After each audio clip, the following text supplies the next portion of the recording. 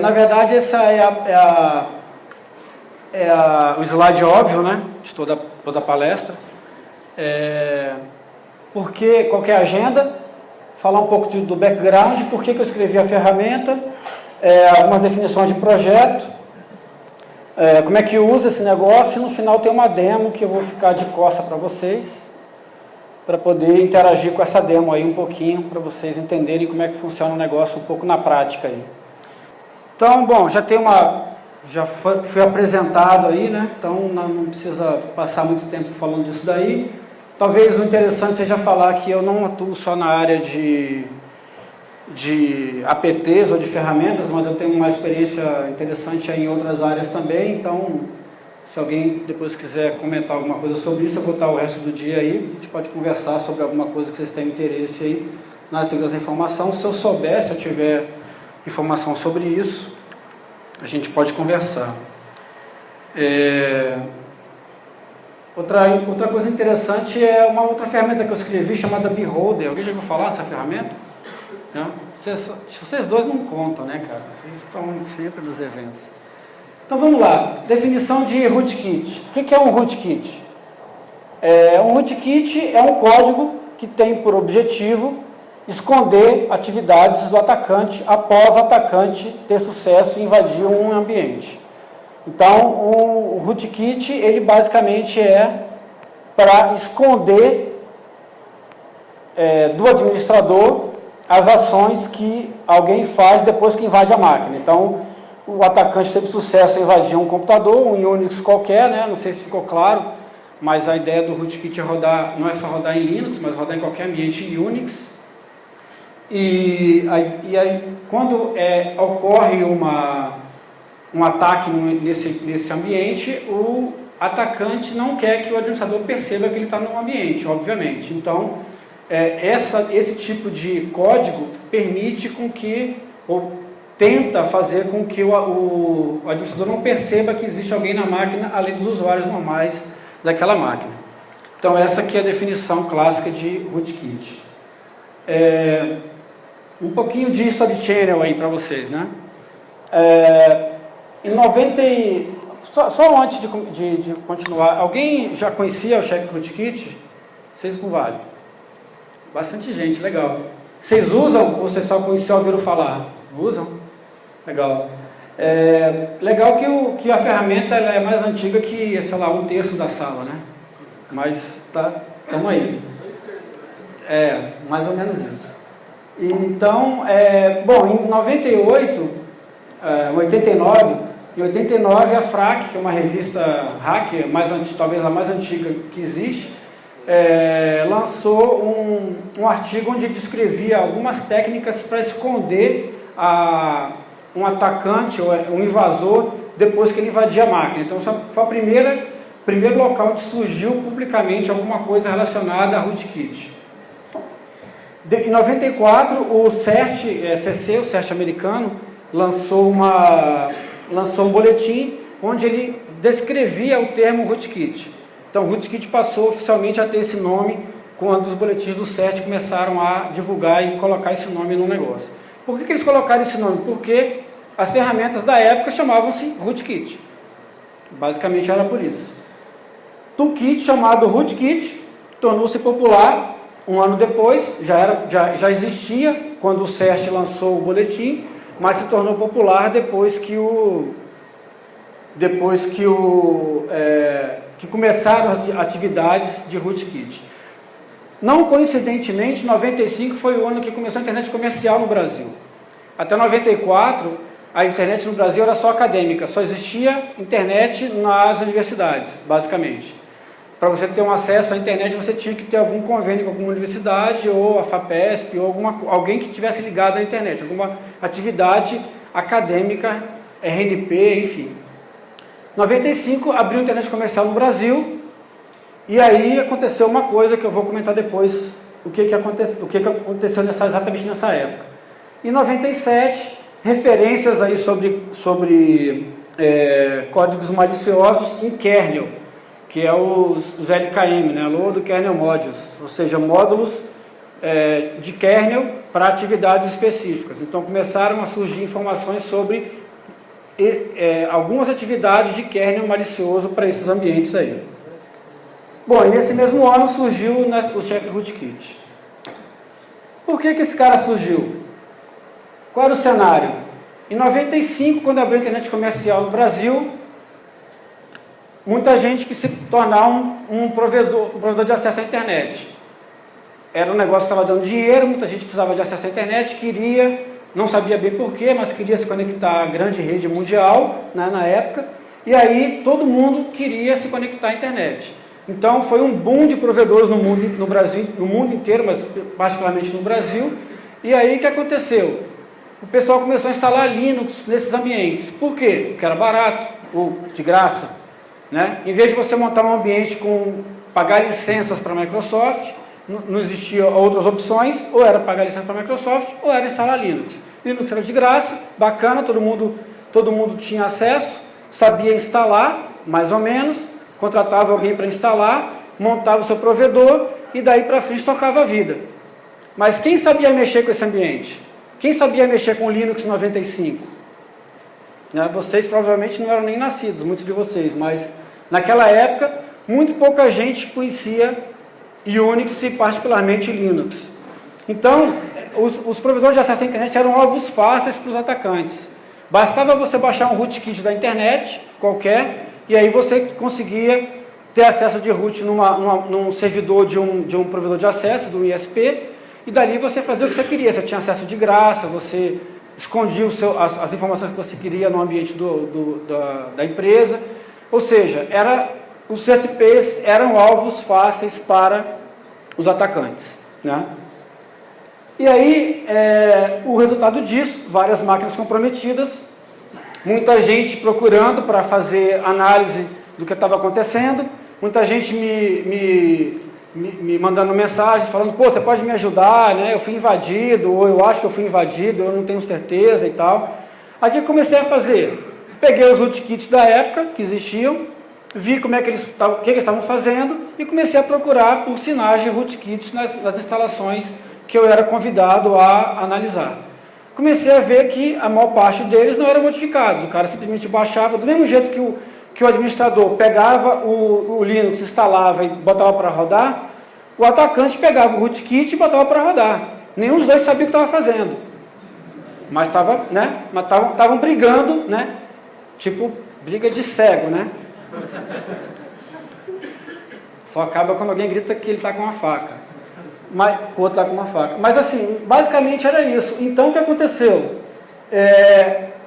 Eu comecei a escrever script. Pô, eu toda hora entrava na máquina, dava o mesmo comando, achava a coisa no mesmo lugar, achava tudo exatamente igual. As invasões, os sinais de invasões eram sempre os mesmos. Aí aquilo começou a ficar chato, né? Aí eu falei, pô, vou escrever um script para fazer isso automaticamente. Não tem por que eu ficar digitando esse comando aqui. Aí eu não conseguia mais acesso à máquina do cara, porque o atacante me derrubava. Eu falei, ó, faz o seguinte, toma esse script aí, roda aí, e vê o que ele acha e me fala, me manda o resultado, né, depois. Ora, se eu comecei a automatizar os scripts, tudo isso, obviamente, pode ser automatizado, né? Se isso podia ser automatizado, então surgiu o Check Rootkit, com uma automatização de vários processos repetidos em script. Originalmente ele era um script, depois ele virou uma suite de programas ao longo do tempo. O que o rootkit é e o que ele não é?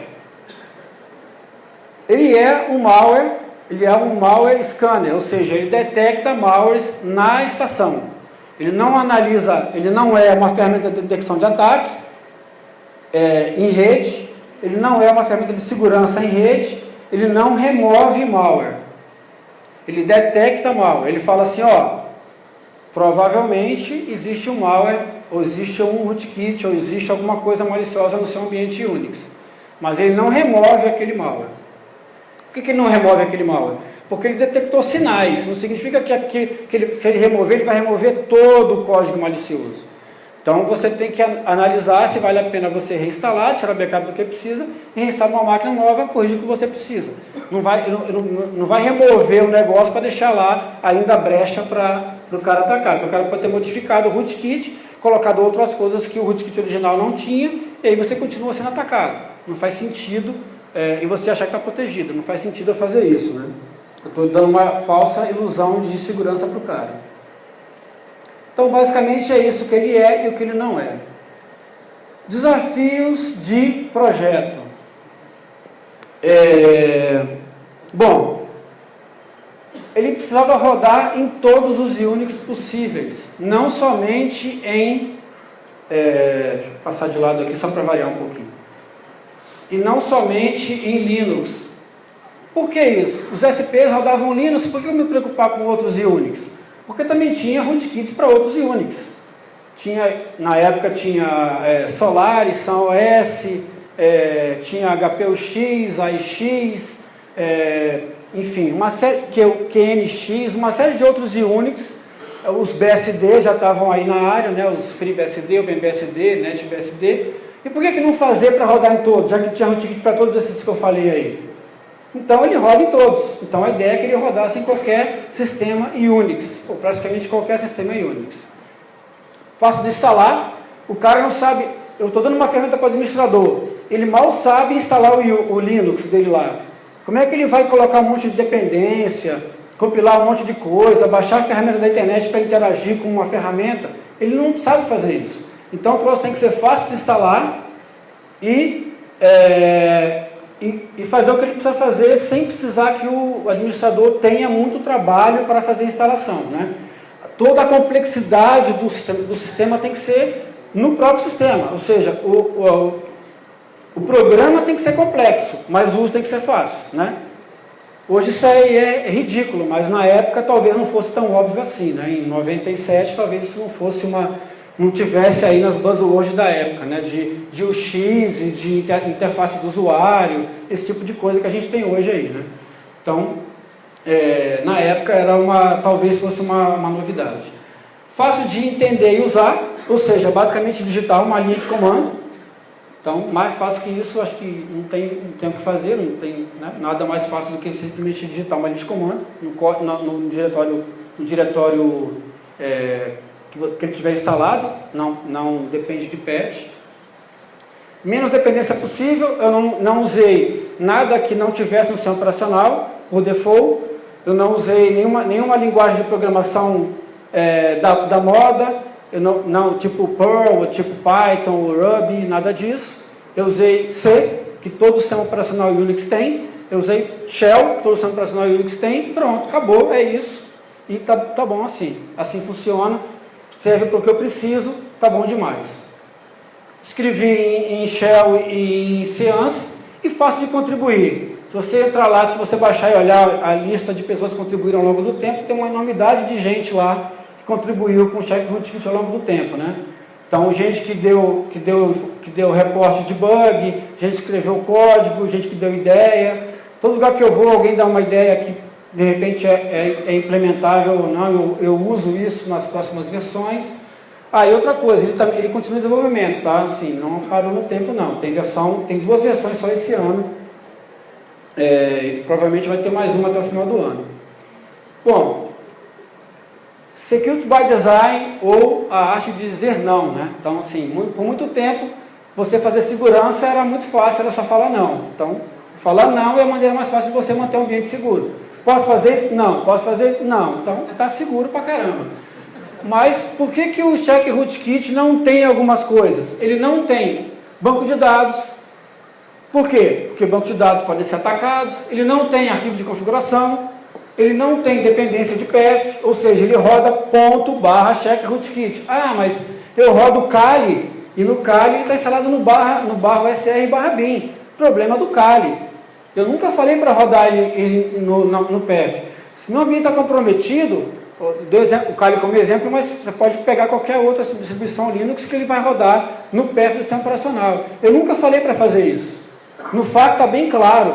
não confie no PF do ambiente atacado. Isso é óbvio, isso aí é básico.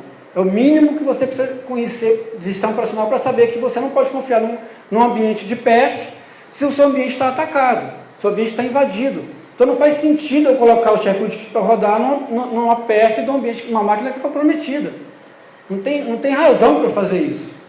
Eu tenho que instalar ele, eu tenho que rodar ele no diretório corrente, onde eu sei que eu instalei aquela ferramenta e eu baixei, eu instalei, eu verifiquei o MD5 lá e o SHA-1 dele lá na página do desenvolvedor. Então eu não tenho que ficar à mercê de um ambiente que eu estou desconfiado. Não faz sentido para mim isso, mas todas as distribuições resolveram fazer essa gracinha aí. O problema deles, né? Eu mantenho o meu código. Quem quiser baixar o pacote do ambiente, fique à vontade. Mas eu não garanto que ele vai fazer o que deve fazer, porque eu não garanto a idoneidade do seu ambiente. Bom, sem arquivo de log podem ser comprometidos. E estrutura monolítica, ou seja, ele não tem módulos, não tem dependências, não tem chamadas externas ao ambiente dele, tudo que eu preciso ter instalado está no próprio diretório dele. Então são vários conceitos que norteiam o desenvolvimento do projeto, que hoje fazem mais sentido do que faziam na época que ele foi desenvolvido. Mas, de tanto insistir, talvez as pessoas agora consigam perceber que faz algum sentido as coisas que eu fiz na época que ele foi feito. Bom, desafio. Check-rootkit é uma ferramenta que roda em user space. O que significa isso? É uma ferramenta que roda como qualquer outra ferramenta do sistema operacional. LS, RU, CAT, Find, qualquer coisa que você rode lá, você abre um shell e rode, o check-rootkit roda na mesma camada de todos esses programas. E esses programas dependem de um kernel. E o kernel que interage com o hardware. Por isso o sistema operacional que vocês já viram na vida, né? Atualmente ele é composto dessas 3 camadas aqui, pelo menos. Então, se um atacante resolver colocar um módulo de kernel malicioso na área de kernel, todas as chamadas que eu fizer para o kernel, obviamente vão poder ser respondidas como o atacante quiser. Então, o check-rootkit pode ser enganado caso o atacante coloque informações ou interaja com a área de kernel do sistema operacional. Porque eu pergunto para ele e ele me responde. Então, em tese, eu estou acreditando no que ele me responde. Só que o check-rootkit não é assim tão ingênuo. Ele sabe que isso pode acontecer. Nesse caso, ele tem algumas formas de tentar identificar se as respostas estão conferindo ou não. Eu vou mostrar isso um pouco mais para frente para vocês. Bom, outro desafio. Check-rootkit é uma ferramenta que precisa de root para rodar, precisa do administrador da máquina para rodar, das permissões de administração da máquina. Ele é um script shell que roda com privilégio administrador. Vida louca esse programa, né? Durante 20 anos ele só teve uma vulnerabilidade descoberta em 2014, que foi corrigida em, sei lá, 10 minutos. Então, assim, não sei, eu vou falar de novo, né? É um script shell que roda com privilégio de root, né? Então, obviamente, ele merece esse selo.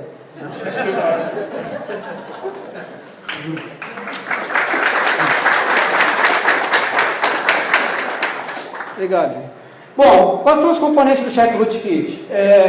Ele é um script shell que chama, né, vários outros programinhas aí escritos em C ao longo da vida dele. Cada um faz uma coisa específica.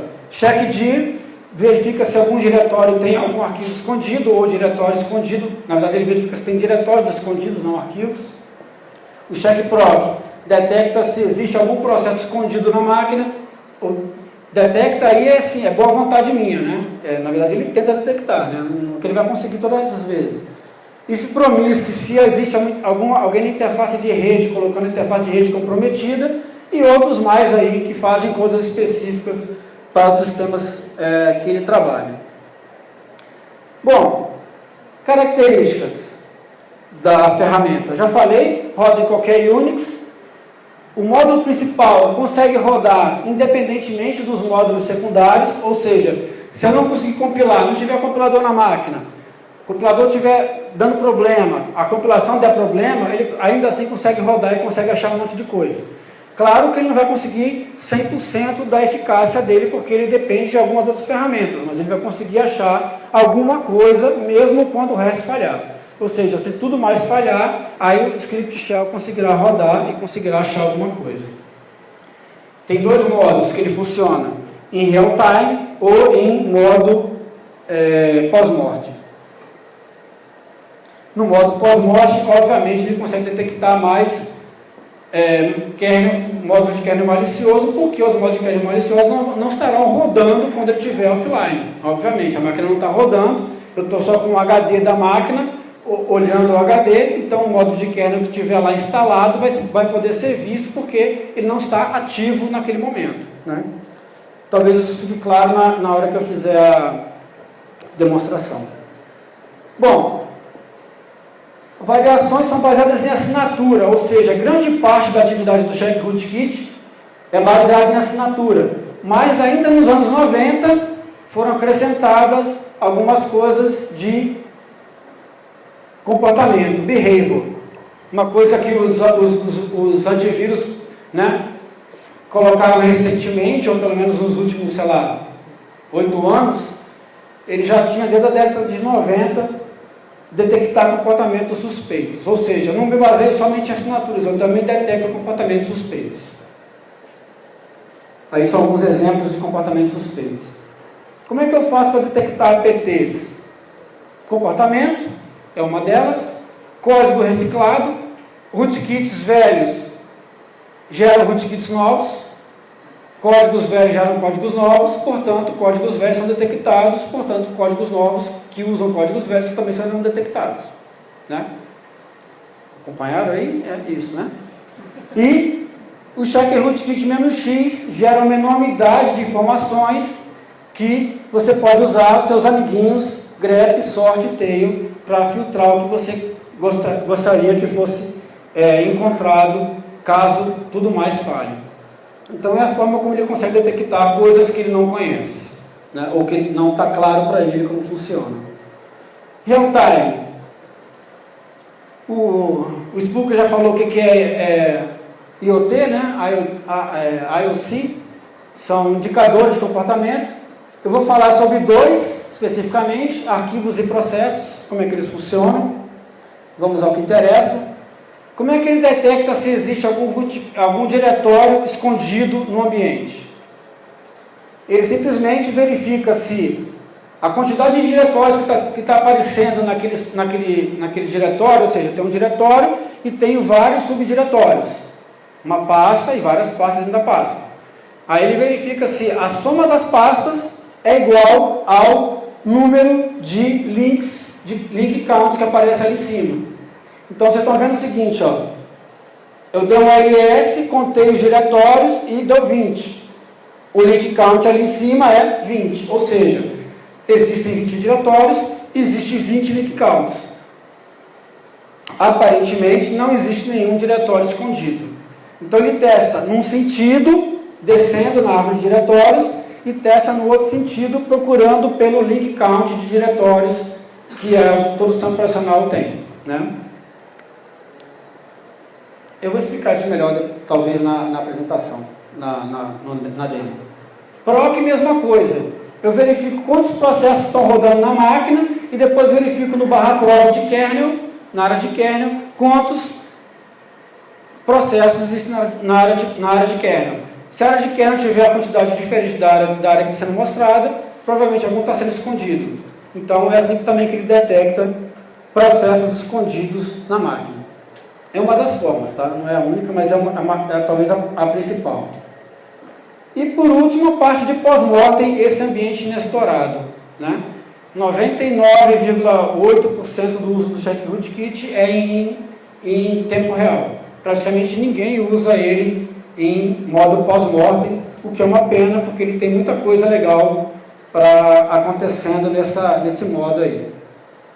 Por exemplo, né, você pode rodar ele num disco suspeito, você tem lá um disco que você suspeita que está invadido, você pode simplesmente falar, olha, analisa esse disco para mim aí.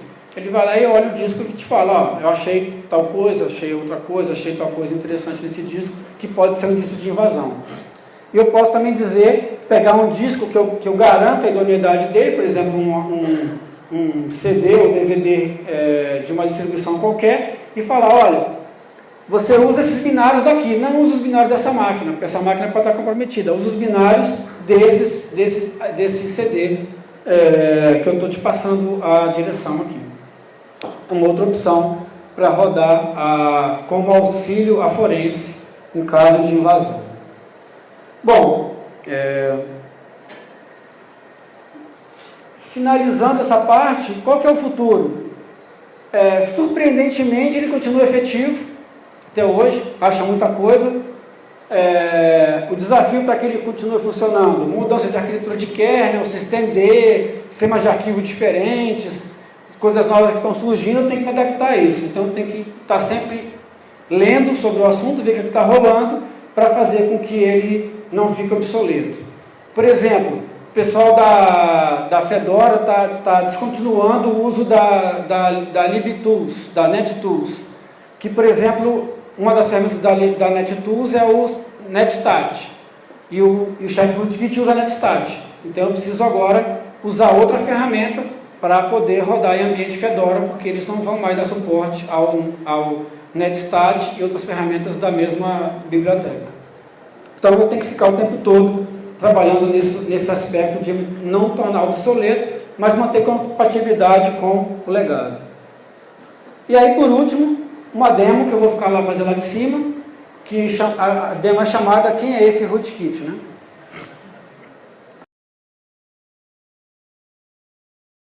Então, a ideia é mostrar o check-rootkit interagindo com um rootkit que ele não conhece. Ele nunca viu esse cara na vida. O check-rootkit não tem nenhuma assinatura para esse rootkit. É um rootkit novo que apareceu no mercado, e aí agora ele tem que achar esse rootkit com o que ele tem hoje, sem ter nenhum tipo de conhecimento sobre aquele rootkit. Bom, basicamente, o que tem aí? Estão conseguindo enxergar? Eu estou conseguindo enxergar daqui, então acho que está tranquilo, né? Se eu estou conseguindo ver. Você tem um diretório, onde tem o programa, e você tem um outro diretório ali que chama Diamorphine Master, que é o rootkit. O rootkit chamado Diamorphine. Então, vamos lá. Primeira coisa que eu vou fazer é rodar o rootkit, o check rootkit. Então, deixa eu só... Esse aqui... Então, eu estou rodando o check rootkit nessa máquina, ele não vai achar nada, porque a máquina está limpa.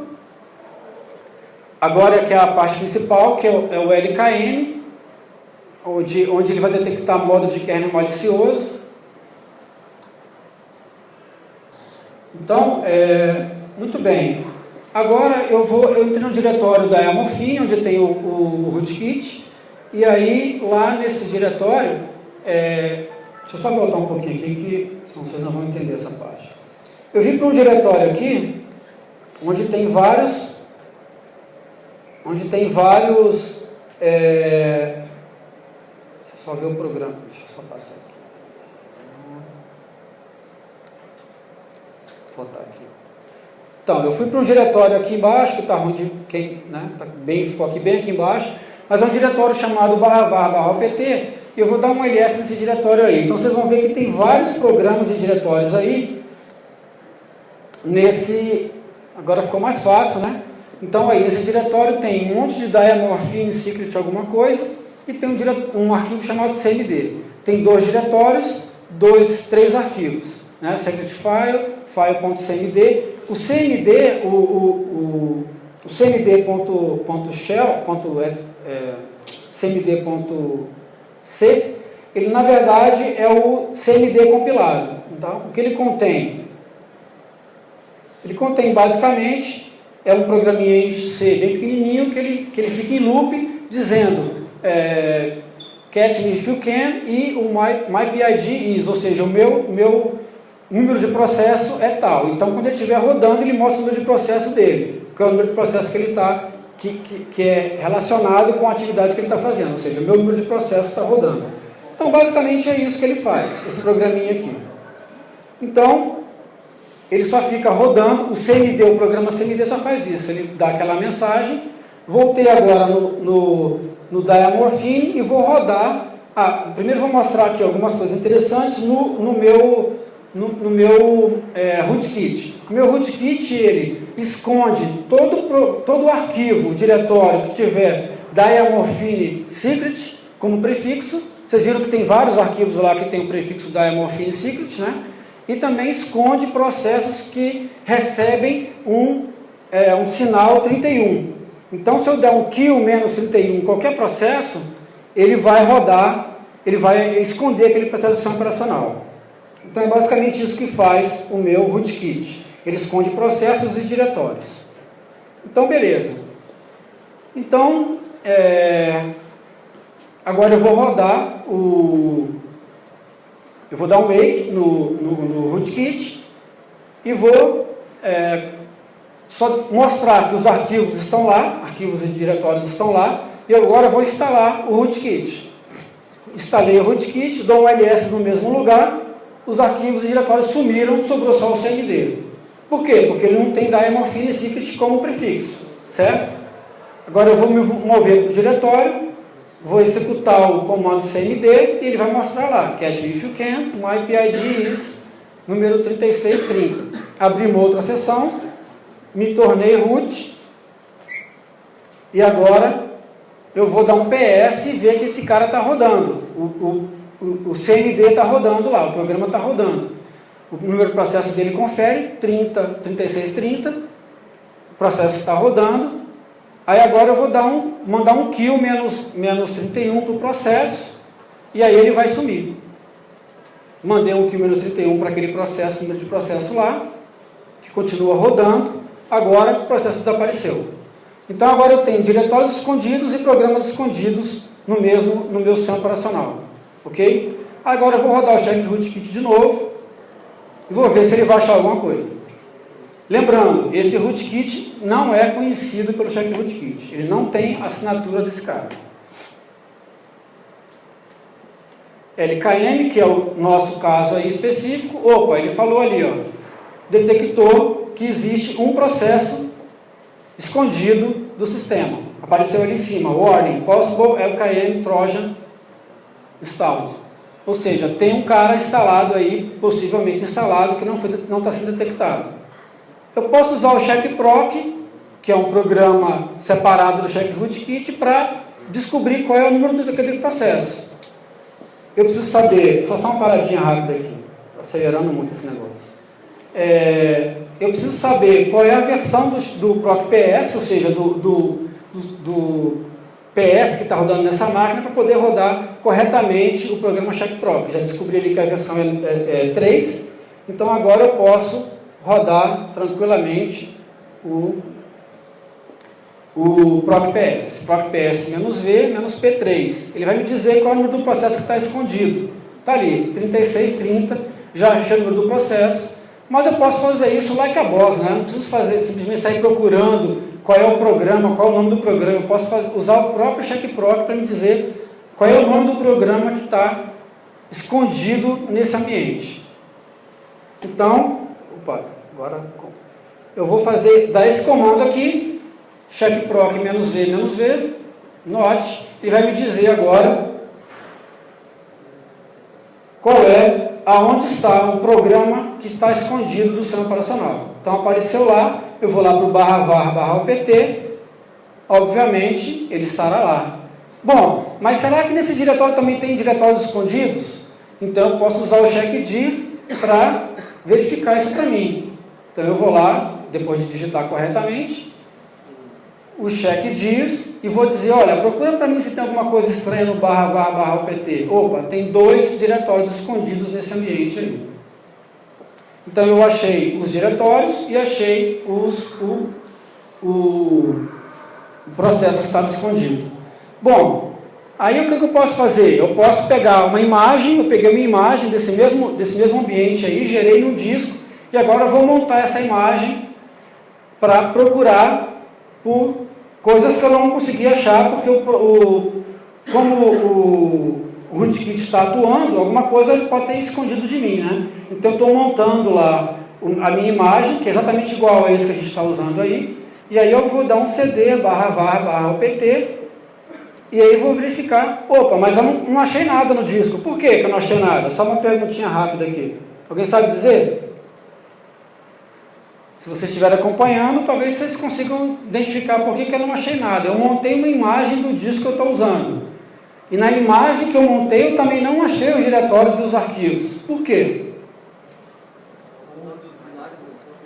Porque o rootkit está ativo ainda. Ele continua escondendo diretórios que tem o prefixo, né? Então o que eu preciso fazer? Eu preciso criar uma máquina limpa para poder enxergar os diretórios que estão escondidos. O rootkit ainda está atuando, a máquina está ativa, está comprometida ainda. Então, eu vou dar um reboot nessa máquina aí, para poder limpar o rootkit, né? Fazer com que ele não atue mais, porque eu estou usando ele na mão. E aí, ele vai, assim que der reboot, eu vou de novo montar aquela mesma imagem que eu tinha montado antes. É só para mostrar qual é o dispositivo que eu vou usar. A imagem vai ser montada assim que ele perceber que eu estou no EVM. Ok? E aí agora apareceu lá o sistema de arquivo do HD que eu quero montar. Vou montar novamente. -R é só read only, né, para não modificar o HD. MNT, aí agora eu vou dar um cd /mnt, opt var, e aí, var opt, e aí agora sim eu consigo achar as ferramentas que os diretórios estavam escondidos no ambiente aí. Bom, era só isso, isso era a demo, acho que eu consegui concluir no tempo, né? Espero que sim. É isso, se alguém tiver alguma dúvida, alguma pergunta, menos ronquices, pode ficar à vontade. Obrigado aí.